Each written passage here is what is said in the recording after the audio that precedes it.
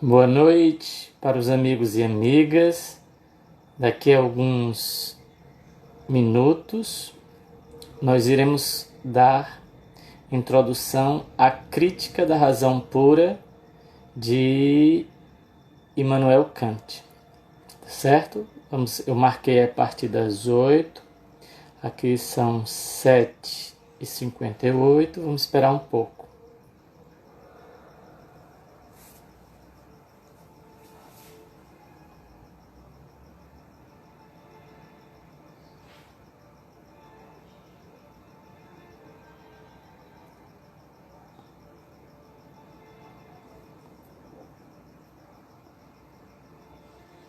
Obviamente, como trata-se de uma exposição pela internet e de uma obra filosófica densa, eu vou seguir, obviamente, os meus apontamentos, as minhas anotações, as minhas observações, para que a gente não perca o fio da meada e toda a compreensão que essa obra tão importantíssima, talvez a obra mais importante da filosofia moderna, exige.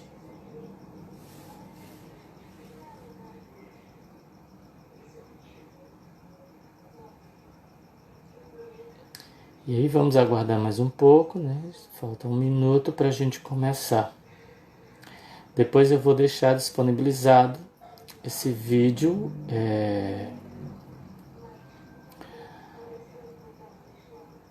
no Instagram, e vou ver se compartilho também no Facebook. Se por acaso houver alguma instabilidade na rede, né, a gente aguarda que volta, eu não vou desligar, e aí eu continuo de onde a instabilidade continuou, tá? Deu início, né?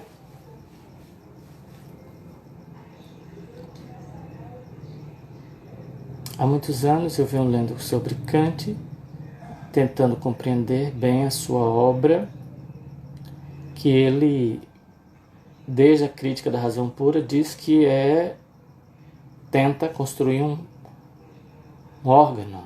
Então, ou seja, ele tenta, como ele diz, que a obra dele é uma arquitetônica, um conjunto, né?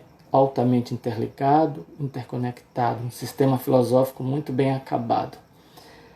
Dizer isso não significa que o sistema kantiano filosófico não seja questionável em muitos pontos, e muitos pontos já foi inclusive superado, noutros não, né?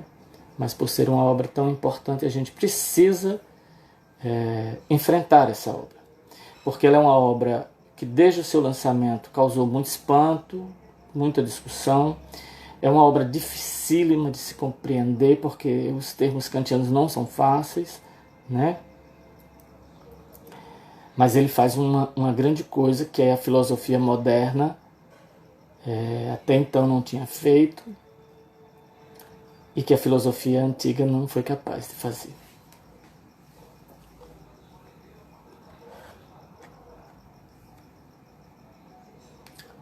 Então, podemos então começar aqui a tecer considerações acerca da Crítica da Razão Pura, né? A filosofia kantiana, ela dominou o século XIX praticamente, e ela é considerada o pilar da filosofia moderna. E aí, só para a gente ter uma noção da importância da filosofia kantiana e principalmente da Crítica da Razão Pura, veja algumas falas de importantes pensadores sobre Kant e a Crítica da Razão Pura. Para Schopenhauer, a Crítica é o mais importante livro da literatura alemã. O contemporâneo de Kant, Moses Mendelssohn, ele identificou Kant como o destruidor de tudo. Qualquer homem é uma criança até compreender Kant, também disse Schopenhauer.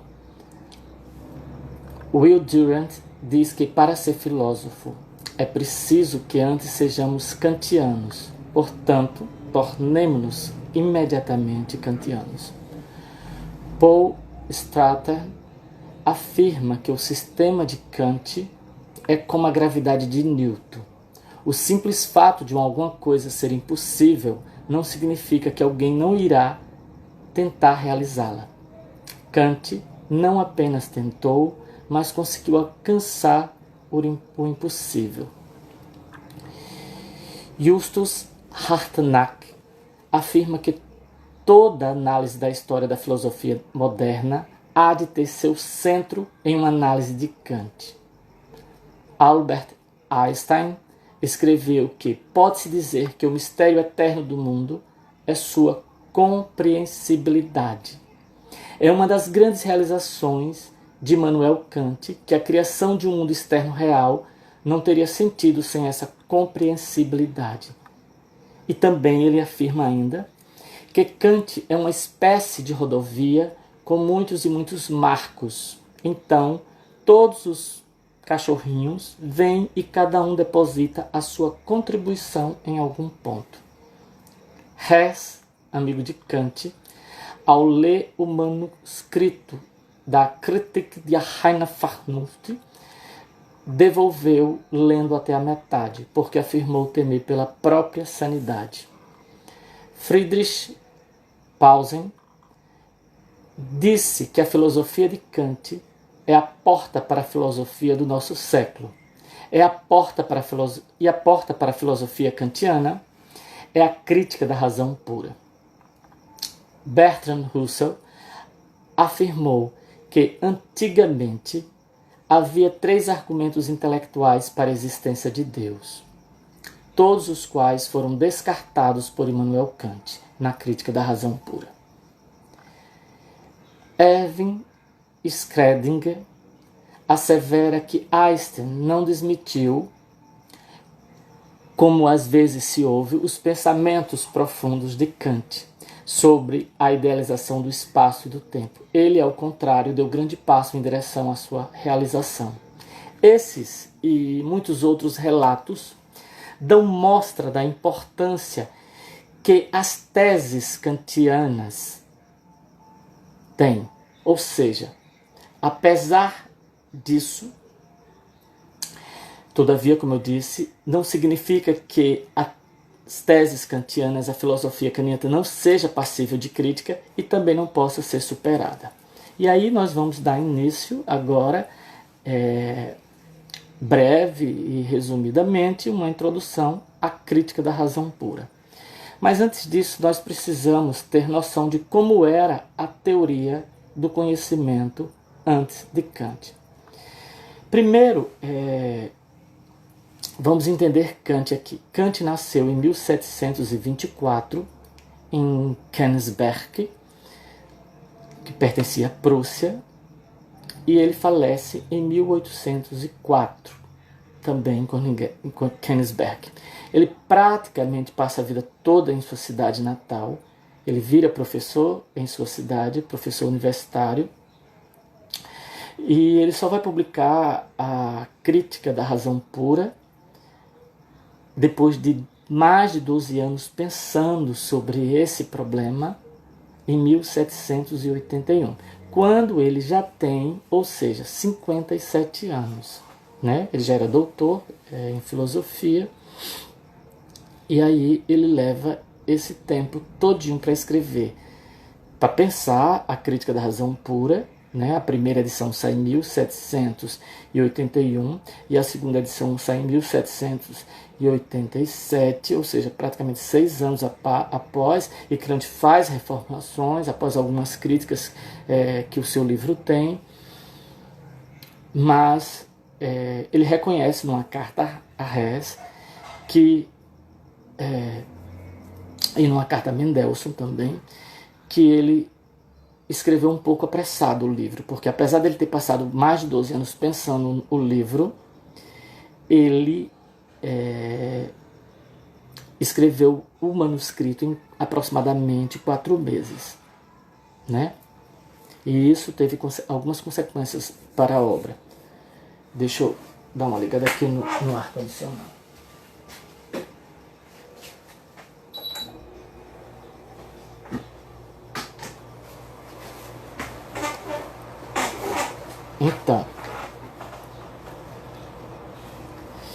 E aí a gente vai começar o contexto em que a obra é criada. Quando Kant escreve a Crítica da Razão Pura, havia o predomínio de duas escolas em relação à teoria do conhecimento. Uma delas era representada pelos cartesianos, cujo principal autor, filósofo, pensador era René Descartes, e a outra escola que dominava essa teoria do conhecimento eram os empiristas, cujo pensador mais importante naquele momento era David Hume. E aí o que era que se debatia? Para os cartesianos, o conhecimento era inato, porque ele era advindo de Deus. Ou seja, Deus fundava o conhecimento.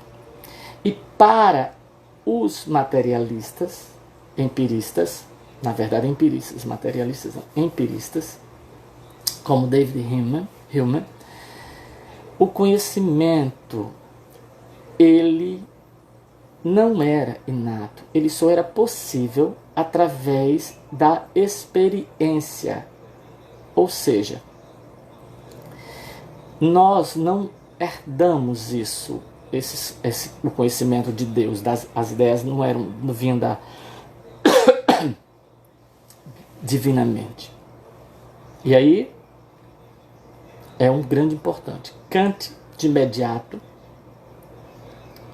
concorda com as duas escolas em parte, mas depois ele vai demonstrar que todas as duas estavam erradas, incompletas. E é isso que a gente vai discutir hoje aqui na Crítica da Razão Pura. Espero que vocês não deixem de ver isso, porque é um dos livros mais importantes da humanidade e é dificílimo. E a partir de hoje eu vou tentar fazer com que vocês tenham uma forma de ler esse livro, ter acesso a esse livro. O que é esse livro que causou tanta revolução no mundo trata, né? Então, seguindo como eu disse a vocês, que eu segui o meu roteiro, antes de Kant, a teoria do conhecimento estava polarizada, isto é, ela estava dividida entre os cartesianos, cujo ator principal era Descartes, e os empiristas, cujo nome mais representativo era David Hume. De um lado, os cartesianos afirmavam que nós tínhamos ideias inatas advindas de Deus. Portanto, existindo Deus, havia conhecimento. Há conhecimento. Do outro lado, os empiristas negavam tal hipótese, afirmando que todo conhecimento vinha através da experiência e que a própria ciência era uma crença. Diziam ainda que esses conceitos gerais, defendidos pelos cartesianos, sequer chegavam a ser representados pela consciência. E aí o seu representante maior, como eu falei para vocês, era David Hume, né? Um escocês que logo cedo escreveu um livro revolucionário, brilhante, e que depois Kant vai ler esse livro lá na frente. E aí David Hume era um cético escocês, cético é aquele que passa a duvidar das coisas. Ele nasceu em 1711 e morreu em 1776. E que aos 26 anos, 26 anos, publica o seu livro, um tratado da natureza, ou sobre a natureza humana, entre 1739 e 1740. Que é um verdadeiro escândalo para o mundo cristão. Para Hume, conhecemos a mente somente como conhecemos a matéria, isto é, através da percepção interna, jamais como uma entidade. E assim, a mente não é uma substância, é apenas um nome abstrato. De acordo com Hume, não há alma que se possa observar por trás dos processos do pensamento. Os empiristas, e aí temos John Locke como também e David Hume, reduzem as coisas às impressões sensíveis sob o conceito de propriedade. O que é isso? Uma coisa seria a soma de todas as suas propriedades. Né? Por exemplo, essa camisa azul, ela seria então a soma da textura, da cor, tal, do tecido, de tudo que seria isso. Isso não é bem verdade, a gente vai saber ver isso com Kant lá na frente, né? Então, para Hume, o conhecimento baseia-se exclusivamente no que é dado na experiência, ou seja, no que eu observo. Hume não se contentou em destruir a religião ortodoxa pela destruição da alma, conceito de alma. Ele propôs também destruir a própria ciência pela dissolução do conceito de lei. Assim, não percebemos causas ou leis, de acordo com ele, mas só acontecimentos e sequências, e inferimos causas e necessidade. Lei não é um decreto eterno, de acordo com David Hume. Não temos garantias de que as sequências das coisas, ou seja, as causas e os efeitos até aqui observados, aparecerão sem alteração nas experiências futuras. Ou seja, não existem necessidade e nem hábito para David Hume. Somente fórmulas matemáticas possuem necessidade. Somente elas são inerentes e inalteravelmente verdadeiras. As fórmulas são tautológicas. O predicado para Hume já está no sujeito. Então, essas são algumas conclusões a que Hume chega. Todo conhecimento, então, na época de Kant, nesse sentido, estava dividido nessas duas correntes e, ao mesmo tempo, estava ameaçado. Kant vai provar os erros e os acertos de Hume e vai discordar dele, né? Mas Kant era um gentleman. E aí ele vai dizer que, ele diz isso, né? Que David Hume é um desses geógrafos da razão humana, por causa da importância que Hume teve em fazer desmoronar o castelo da metafísica. E diz também que ele talvez seja o mais engenhoso de todos os céticos. Em 1775, Kant ele lê a tradução dos trabalhos de Hume. E aí o que é que ele diz? Ele vai dizer que ele acordou do seu sonho dogmático. Ou seja, Hume vai influenciar Kant a pensar a crítica da razão pura. E aí, nessa disputa entre cartesianos e empiristas, que Kant entra. Ele vai engendrar a sua teoria do esquematismo, realizando a grande virada copernicana, que é o grande momento da filosofia moderna. O que é que diz Kant? Resumidamente, a gente vai ver isso mais detalhadamente lá na frente. De início, ele concorda em parte com ambos. Ele admite a validade da argumentação empírica vista no nível psicológico, isto é, no nível da descrição do funcionamento concreto do espírito, isto é, as nossas representações são sempre particulares, imersas no tempo da consciência. Todavia, há conceitos que são intemporais e universais. A grande pergunta kantiana, como conceitos universais e intemporais podem ser representados pela consciência empírica, se esta é sempre particular e temporal? Kant responde que os conceitos são esquemas, isto é, são métodos gerais de construção de objetos, isto é, são regras ou procedimentos em si comuns à humanidade. Assim, o conhecimento passa a ser pensado como uma atividade e não mais como uma ideia. E é bom aqui lembrar que a palavra ideia, em sua origem grega, está ligada à contemplação. Basta lembrar de Platão, não é mesmo? Isto é, conhecer é sintetizar, isto é, conhecer é julgar, isto é, combinar representações entre si, segundo certas regras. O conhecimento é tomado como um conceito, Begriff, em alemão. Assim, o conhecimento passa a ser uma construção. É a partir dessa concepção que Kant passará a atacar racionalmente toda a metafísica, passando esta a ser um discurso desprovido de sentido. E aí chegamos ao começo da nossa live. Por que ler a crítica da razão pura de Kant? Muitas pessoas nunca ousaram saber. Sapere aude. Em latim é ouse saber. Essa frase é de Horácio, poeta latino, que Kant utiliza, toma para ele.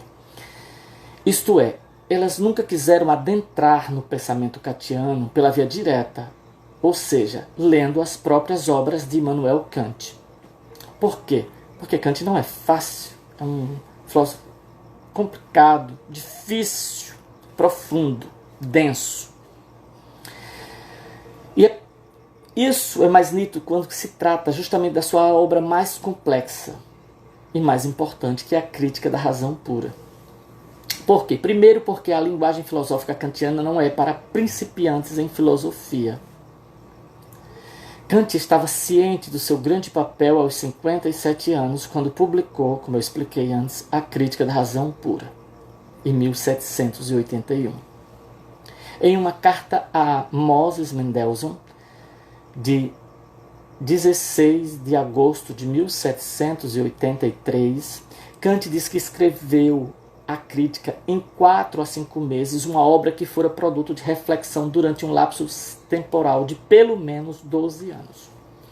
A Crítica da Razão Pura não é um simples livro de filosofia, é um sistema filosófico onde temos uma teoria, uma ética e uma soteriologia, e mais, ela compreende uma estética, uma analítica e uma dialética. Terceiro, porque Kant vai deixar claro, através da razão crítica, que pensar o absoluto ainda assim é uma ideia, e sendo uma ideia, não tem existência a priori, ou seja, continua sendo uma ideia. O que isto quer dizer? Que por mais que pensemos Deus, a ideia de Deus continua sendo uma ideia. Hoje esse argumento parece ser simples, mas ele pôs abaixo o castelo de Descartes, Leibniz e Spinoza, quando estes tentaram, através do argumento ontológico e suas derivações, provar a existência de Deus.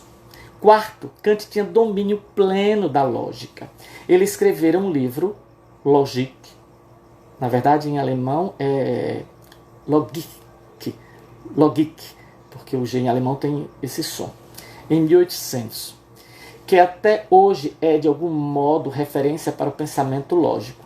Assim, por causa disso, a Crítica da Razão Pura tem uma linguagem lógica, se assim puder ser dito. Quinto, por que é importante ler a Crítica da Razão Pura?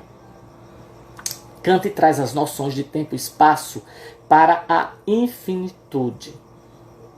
Todos os outros pensadores antes de Kant pensavam o mundo primeiro a partir de Deus, ou seja, de um ser infinito para pensar o finito. Kant inverte isso, ou seja, ele faz uma reviravolta, a revolução coperniciana.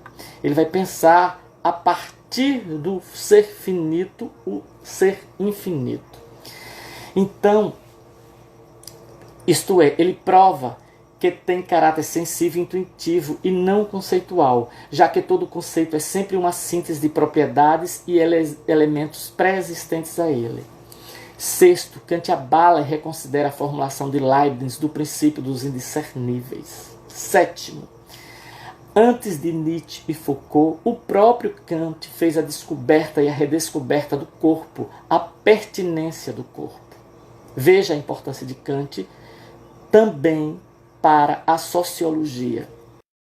Oitavo, é preciso ler Kant para entender os erros e enganos cometidos por Hegel ao adotar em relação à história o mesmo argumento ontológico que Kant já havia destruído em relação à metafísica. Nono, Kant deixa explícito que se renunciássemos in toto aos conceitos, cairíamos no ceticismo e no relativismo, como fez Hume. Décimo, a teoria do conhecimento não seria a mesma sem a Crítica da Razão Pura.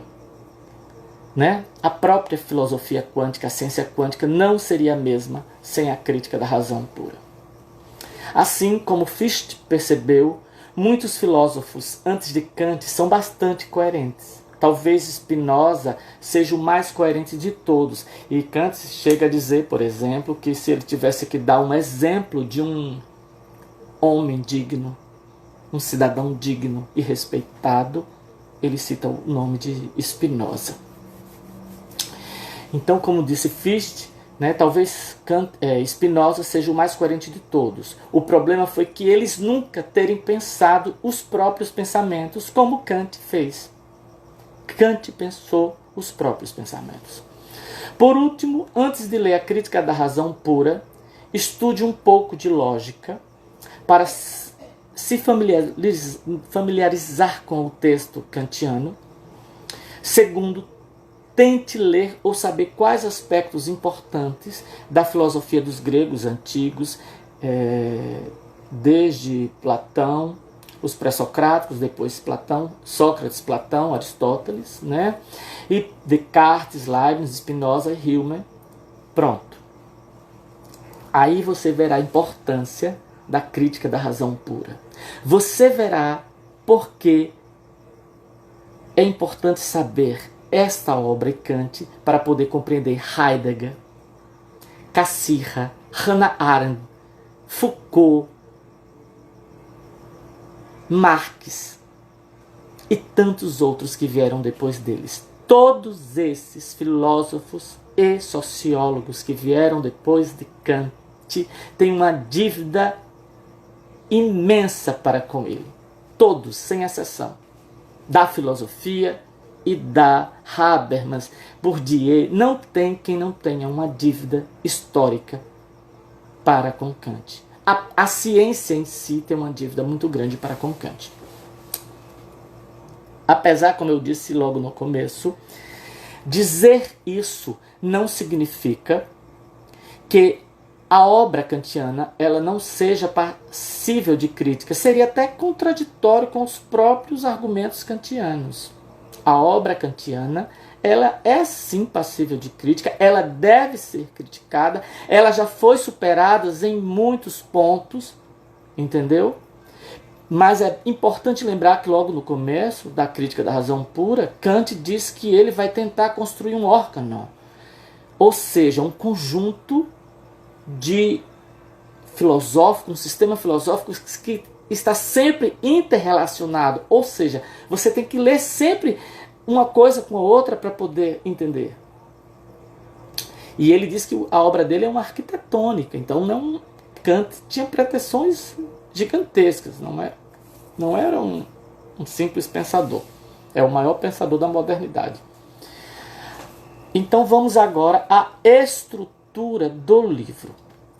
A Crítica da Razão Pura, como eu falei, ela foi publicada em 1781, quando Kant tinha 57 anos. Essa publicação foi em parte modificada na segunda edição de 1787. Além dos dois prefácios, o da primeira edição e o da segunda edição, a obra ela tem uma introdução, onde Kant introduz alguns conceitos necessários à compreensão da sua vasta e complexa obra.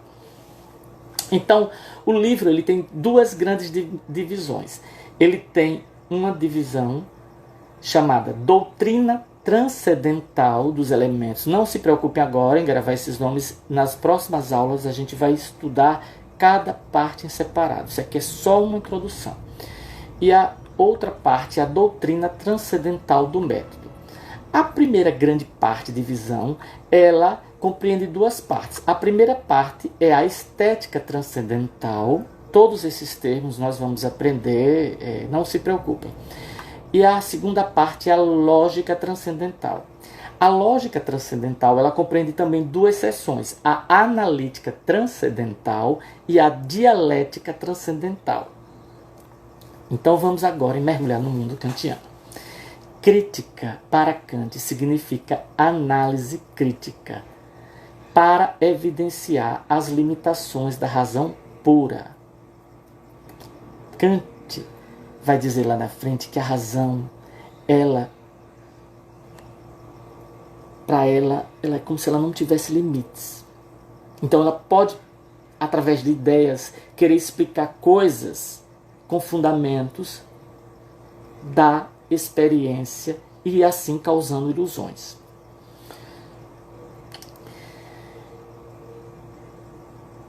Kant afirma que a crítica da razão leva necessariamente à ciência e o uso dogmático da razão sem crítica leva a afirmações sem fundamento.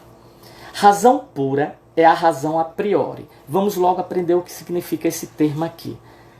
Puro a priori, na linguagem kantiana, significa o quê? Significa que eu, quando tem uma coisa a priori, significa, ou um pensamento, seja o que for, a priori significa que não tem relação com a experiência. É anterior a qualquer experiência, a qualquer coisa empírica. Então, na linguagem kantiana, a priori significa que não tem relação com a experiência, que não necessita de experiência. Tá certo? Então, puro a priori é isso. A razão pura, ela é a priori, ou seja, é uma razão que não tem nada de empírico, nada de experiência. Ela não sofre influência da experiência. As categorias, vocês lembram de Aristóteles, categorias, tal, são conceitos puros do entendimento, sem base empírica. E o que vem a ser a razão? Olha, você não vai encontrar isso em livros explicados detalhadamente. Mas eu sistematizei, peguei a obra Crítica da Razão Pura e fui atrás onde Kant dá conceitos de razão na obra, no decorrer da obra dele. E aí eu separei esses conceitos que ele diz durante a obra, né? A Crítica da Razão Pura. Então, em algumas passagens, ele define o que ele compreende por razão, que é Vernunft em alemão. Noutras, ele expõe as práticas, as funções e as pretensões da razão. Abaixo eu vou listar, quer dizer, alguns conceitos dados na crítica. Então, vamos lá. E vou dizer onde eles se localizam, para aí vocês depois anotarem. A live vai ficar na timeline minha. E aí vocês podem depois anotar na mão, no caderno, tudo isso que está aí escrito. Ele diz que o primeiro conceito que ele dá de razão, interessante, ele é que a razão é a faculdade que proporciona os princípios do conhecimento a priori. Isso está na introdução, logo na introdução da Crítica da Razão Pura. Então, veja, a razão é a faculdade que proporciona os princípios do conhecimento a priori, ou seja, que proporciona os princípios do conhecimento sem relação com a experiência. Depois, lá na frente, ele vai dizer que razão é a faculdade dos princípios. Olha que interessante. Isso está na Dialética Transcendental, na seção 2, da razão pura como sede da aparência transcendental. E também lá na frente, na reflexão sobre o conjunto da psicologia pura, em consequência desses paralogismos. Depois ele vai dar um terceiro conceito de razão, que razão é o poder de certa forma lógica do conhecimento, é o poder de inferir, ou seja, de julgar indiretamente. Vocês podem encontrar este conceito na Dialética Transcendental, na segunda seção das ideias transcendentais. O quarto conceito que ele diz de razão é que a razão é a condição permanente de todos os atos voluntários pelos quais o homem se manifesta. Isso está na seção Esclarecimento da ideias cosmológicas de uma liberdade tal. Não se preocupe com todos esses termos que a gente vai ver tudo isso adiante, tá? Outro conceito que ele dá de razão é que a razão não é um fenômeno, é um conceito negativo. E também está nessa parte do esclarecimento da ideias cosmológicas de uma liberdade.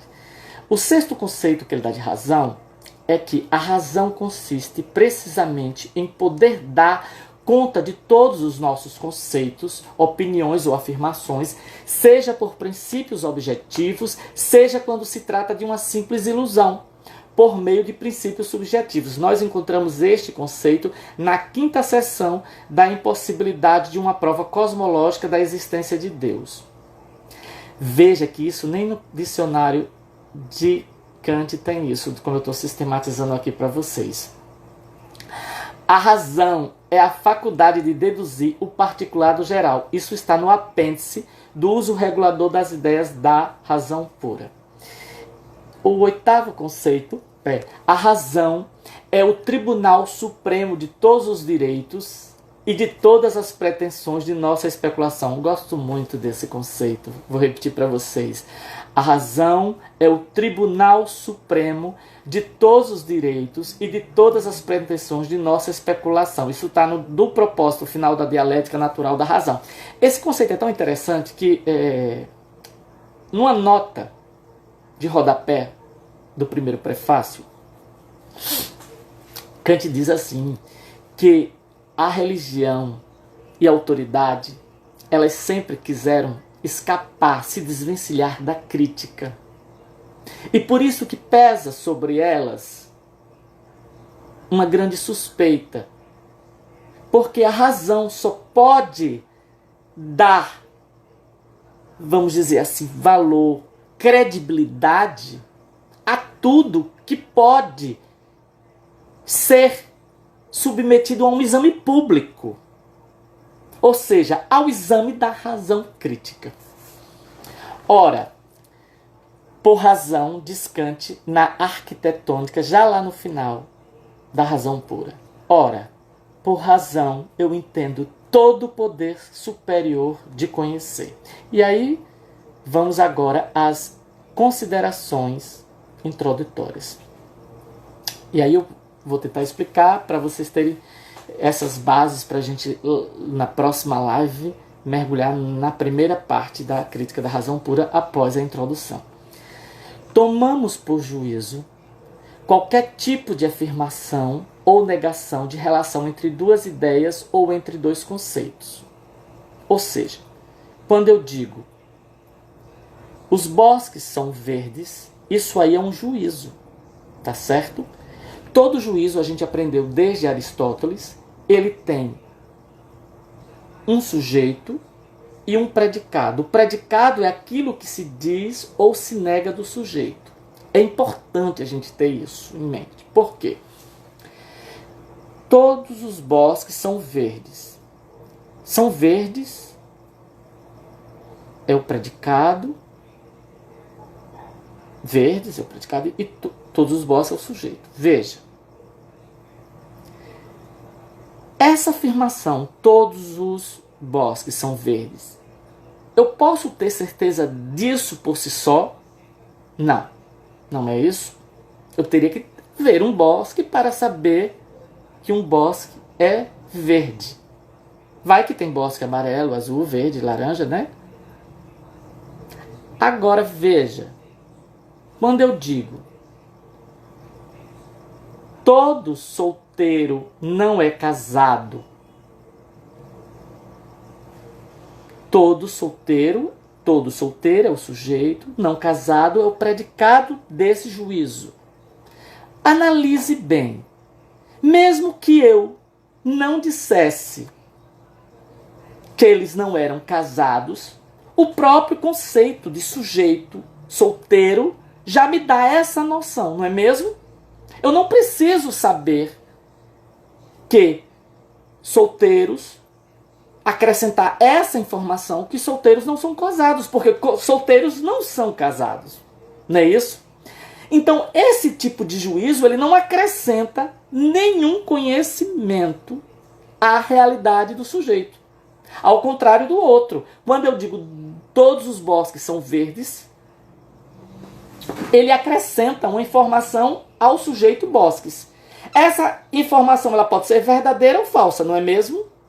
Então eu, nesse sentido, desse tipo de juízo, se eu disser todos os bosques não são verdes, eu tenho que verificar empiricamente, ou seja, eu tenho que observar se esse juízo ele é verdadeiro.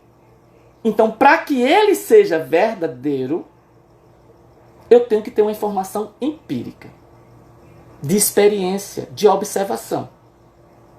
Tá certo? Esse juízo que eu preciso de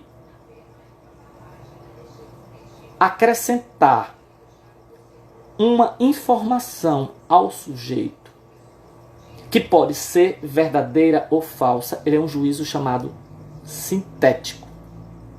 Tá certo? Aprenda esse termo, sintético. A negação do predicado de um juízo sintético, ela pode ser falsa ou verdadeira, mas ela não é um absurdo lógico. Tá certo? Porque eu posso dizer que os bosques não são verdes, todos os bosques não são verdes, não é verdade? Vamos ao outro juízo. Eu disse que todos os solteiros são não casados. Não é verdade?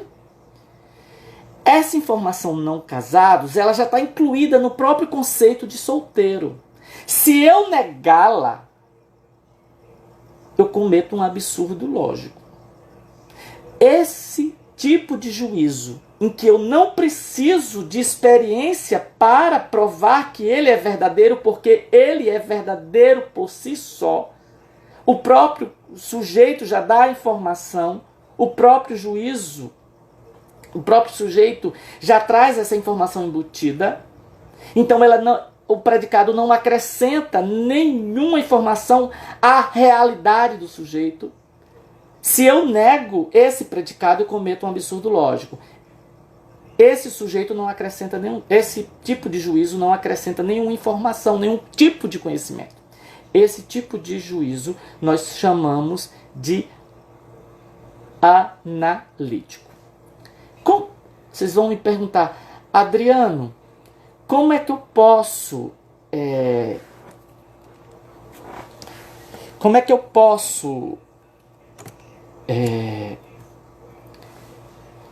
memorizar o que é um juízo sintético e o que é um juízo analítico?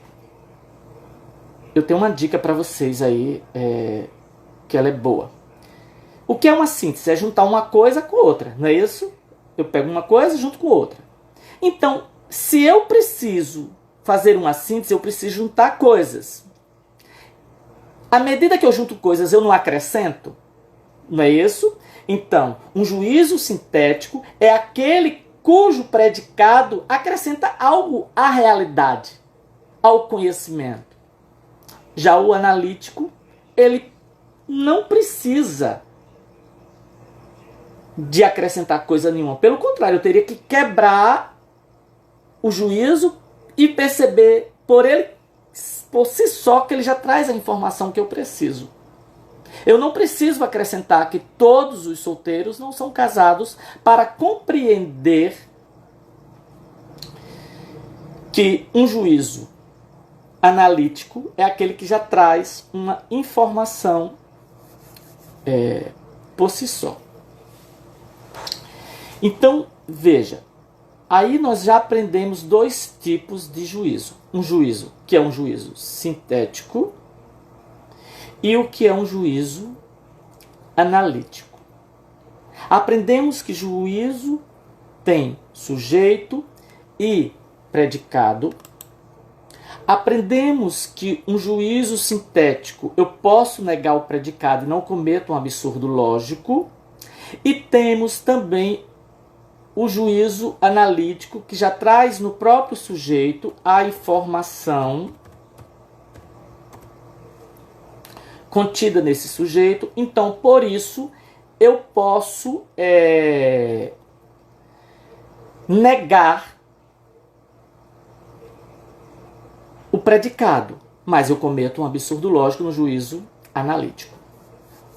Agora vamos aprender dois outros tipos de juízo.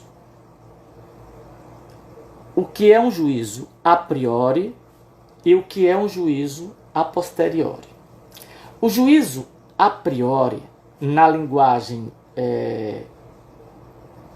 kantiana, é aquele juízo que independe da experiência para ser verdadeiro, para ter validade de verdade, valor de verdade. Ele não é um juízo empírico. Já um juízo a posteriori, ele para ser considerado verdadeiro, ele precisa da observação empírica, ou seja, ele precisa de uma experiência possível.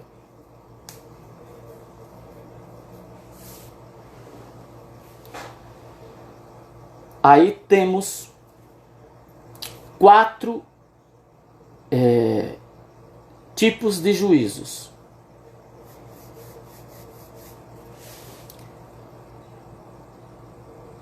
A crítica da razão pura, ela tem, deixa eu só botar aqui uma coisa para vocês, rapidinho, viu?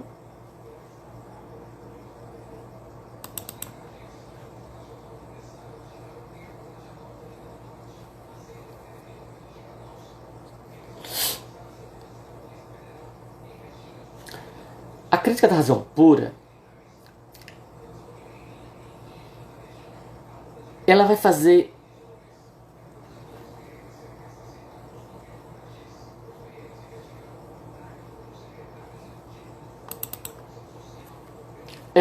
uma grande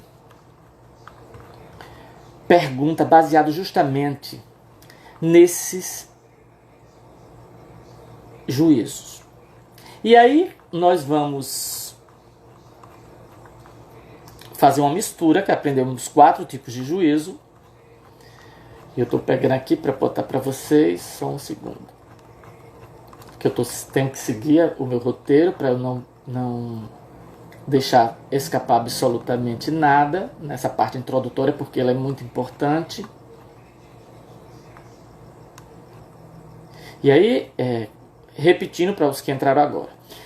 Existem 4 tipos de juízo, como eu já expliquei. A priori, aqueles que têm absoluta independência da experiência, são chamados juízos puros, sem influência dos órgãos dos sentidos. Os juízos a priori são anteriores à sensação. Olha, a palavra estética, utilizada por Kant, ela tem o seu sentido grego original. A estéticos, a estésis, quer dizer sensação, em grego antigo, né? Eu falei não plenamente como deve se falar em grego aqui, porque senão é para a gente compreender melhor, tá certo? A posteriori são aqueles que dependem da experiência para saber se são verdadeiros ou falsos. São juízos empíricos, como eu já falei. Analítico, o predicado já está contido no sujeito, isto é, o predicado nada acrescenta para o conhecimento do sujeito. A negação do predicado é uma contradição lógica. Os juízos analíticos são necessariamente verdadeiros, ou seja, é aquele juízo que eu disse a você. Os solteiros são não casados. Isso é um juízo analítico. Sintético, o predicado afirma ou nega algo que não está contido no sujeito. Para saber se tais negações ou afirmações são verdadeiras ou falsas, somente a experiência decide. A negação do predicado não é uma contradição lógica. Assim, podemos dizer que a negação de um juízo analítico gera um absurdo lógico. A negação de um juízo sintético pode ser perfeitamente inteligível, ainda que falsa. Vamos agora à combinação desses 4 juízos.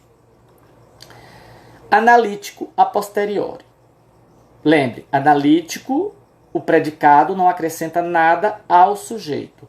A posteriori, eu preciso da experiência para saber se é verdadeiro. Esse tipo de juízo não é possível. Não precisamos da experiência para conhecer uma verdade evidente por si mesmo, presente no sujeito. Não é isso? A gente viu isso quando eu digo, por exemplo, que os solteiros são não casados. Eu não preciso sair vendo cada solteiro para saber que o próprio conceito de sujeito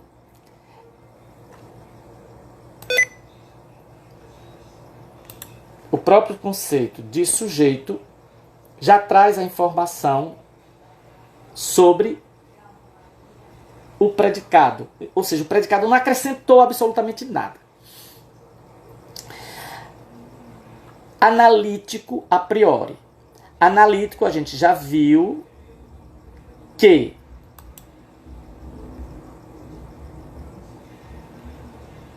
Só aqui uma coisa para...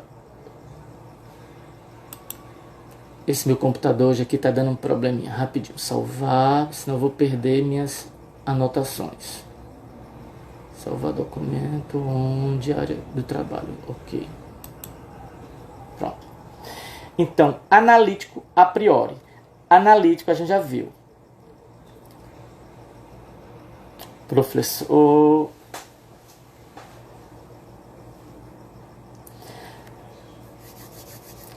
O analítico a priori é o seguinte.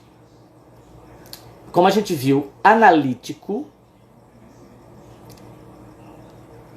o juízo, o predicado não acrescenta absolutamente nada.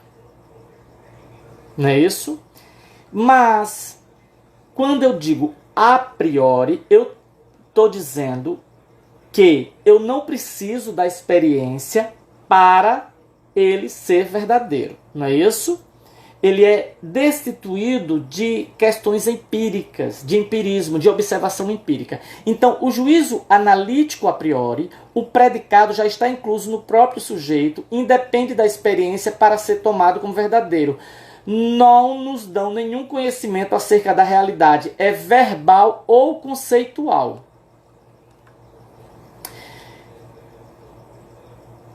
Na hora que eu falei daquele juízo,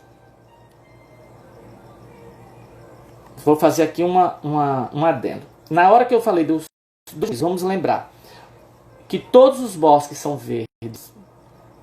Para eu saber que todos os bosques são verdes, eu preciso da experiência empírica. E daquele outro juízo, quando eu disse que todos os solteiros são não casados, esse juízo, que ele é analítico, todos os solteiros são não casados, eu não preciso da experiência, ou seja, a posteriori, para provar. É porque eu me bananei aqui, falei uma coisa antecedente meio trocada. Então, esse juízo aqui, ele é o que é o analítico a priori, porque eu não preciso, a informação já está contida no sujeito. O terceiro juízo é o sintético a posteriori.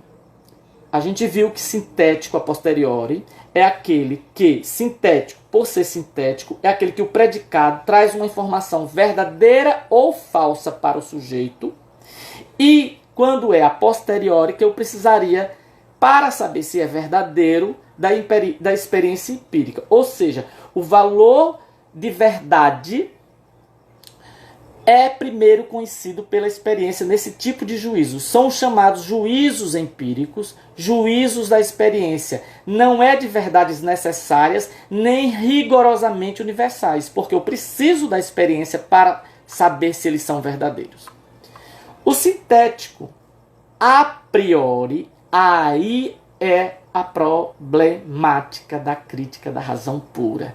A grande sacada de Kant. Veja, Kant vai perguntar na introdução da crítica da razão pura se juízos sintéticos a priori são, como é que são possíveis? Porque esses juízos são juízos da matemática e são os princípios da física. Ou seja, eles são sintéticos e ao mesmo tempo a priori. Sintético, que eles, o atributo, o predicado, traria uma nova informação à realidade do conceito e ao mesmo tempo eu não preciso de experiência para provar. Aqui, no juízo sintético a priori, se localiza a pergunta cerne da crítica da razão pura. Kant pergunta então como são possíveis esses juízos sintéticos a priori. Esse tipo de juízo é o tipo de conhecimento necessário e de universidade rigorosa. São, como eu disse, os juízos matemáticos e os juízos físicos. Então, a afirmação de que há esse tipo de juízo, se Kant estiver certo, nega a tese central do empirismo de David Hume. Mas Kant não se contenta isso, não. A gente vai ver lá na frente. E aqui a gente vai voltar um pouco. É importante aqui lembrar que para os empiristas como John Locke e David Hume, todos os nossos conceitos teriam uma base empírica, ou seja, o conhecimento ele só seria possível através da experiência, seja pela experiência externa, pelos nossos órgãos dos sentidos, seja pela experiência interna, pelas emoções e sensações. De acordo com John Locke, a nossa mente era uma tábula rasa. Em latim, o S ele tem a pronúncia de S, não tem Z. Né? É tábula rasa, né? Ou seja, tábula rasa, que a gente diria normalmente. Hume dizia que as nossas ideias são cópias de impressões sensíveis. Então, para Locke, a nossa mente era como se fosse uma folha branca e as experiências iam colocando as coisas dela. E David Hume, o nosso conhecimento, ele seria cópias das nossas impressões através dos órgãos dos sentidos. Ou seja, se a gente levasse a cabo tudo que Hume diria, cairíamos num ceticismo importante e chegaremos ao ponto de negar o próprio conhecimento, a própria ciência.